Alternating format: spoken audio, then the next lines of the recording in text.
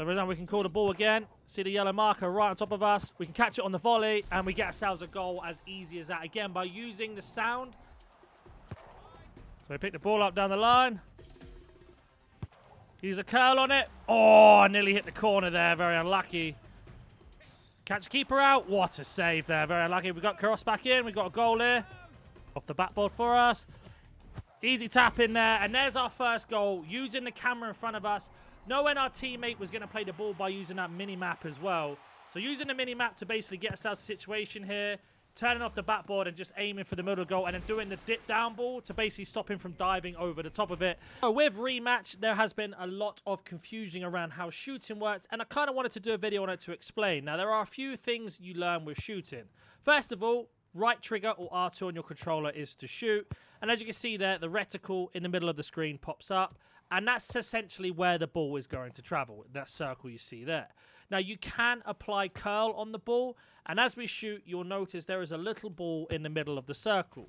That little ball or pinpoint can actually be moved around by pressing to the left. You can curl the ball to the left, or you can do it to the right, swing the ball to the right, and you can even kick the ball up or down. So, for example, up in the air, or we can actually knuckleball it straight down into the floor and bounce just before the goal.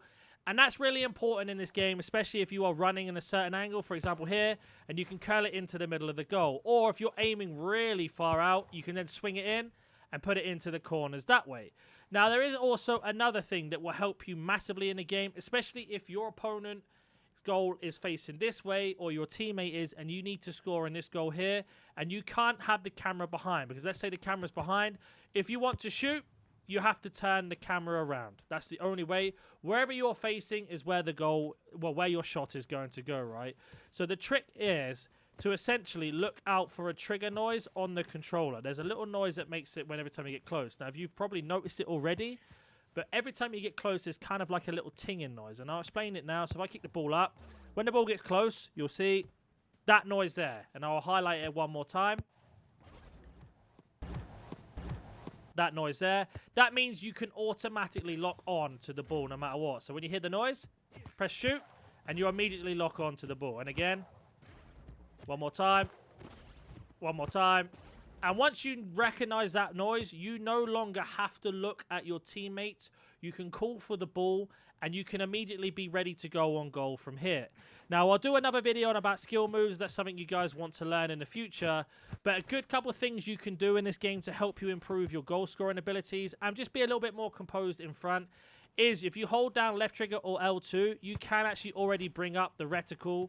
So most people will be playing the game like this, right? They'll be sprinting, and you've got yourself the little sight in front. But what they do is they wait till they get as close as possible and then flick the controller in panicking.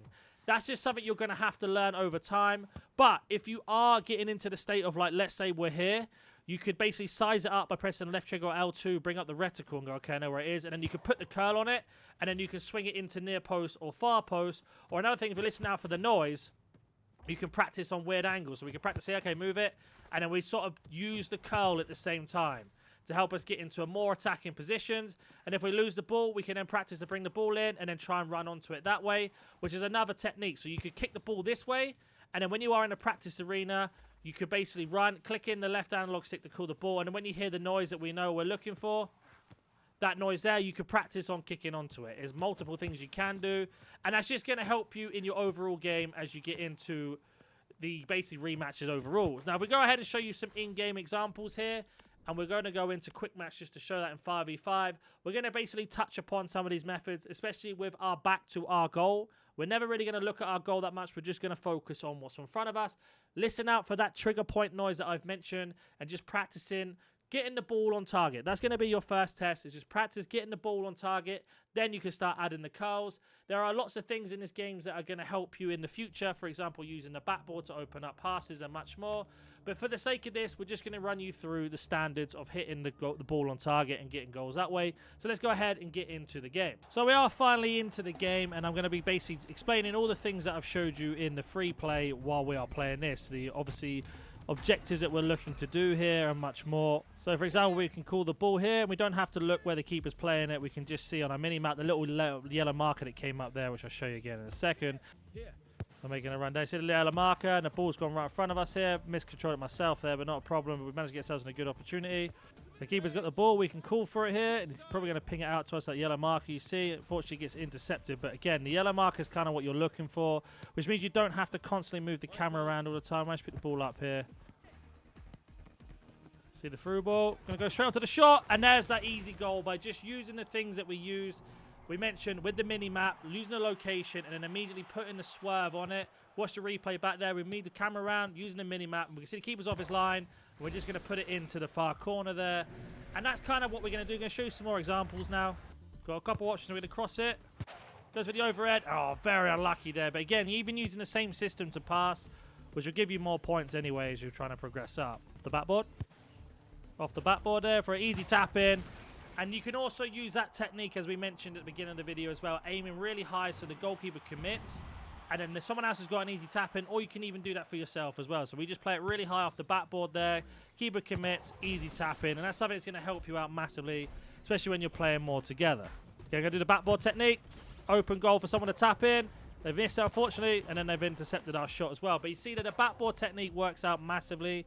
Especially when you've got a goalkeeper that likes to commit as much as our keeper is what we're playing against. So for example, we can call the ball again. See the yellow marker right on top of us. We can catch it on the volley, and we get ourselves a goal as easy as that. Again, by using the sound, using the mini-map, we don't need to look back to see where the ball is. We can concentrate on looking forward.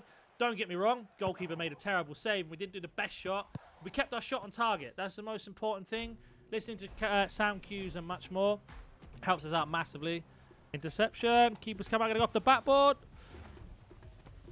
Catch it lovely. And there we go. Using the same technique again off the backboard. Listen for the cue sounds and then using our shot straight away. Again, looking to hit the target, not to do anything fancy straight away. Let the keeper make the mistake. In the back of his goal. He dives the wrong way because we hit it straight. But hitting the target is the main thing there. And we managed to get ourselves 2 goals here. Very similar fashion. Let's see if we can win the game. He's off the backboard again. Keeper commits. Luke with the tap in there, and again, get ourselves another assist. So in this game, we got 2 goals, 1 assist with the same, basically same tactic. Giving yourself a lot of opportunities to be able to get yourself involved and win the game. And not only that, get lots of points on top to progress your level up.